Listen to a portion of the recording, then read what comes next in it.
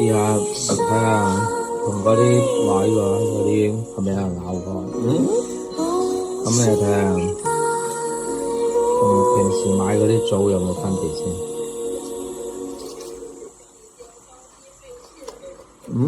差唔多，差唔多喎，真係甜啊！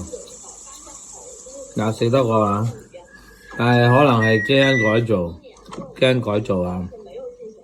你擔心嘅就唔好食。但係基因改造呢樣嘢咧，其實仲未曾confirm 係對人有益定冇益㗎，可能對人有益都唔出奇啊！基因改造，連你都改造埋，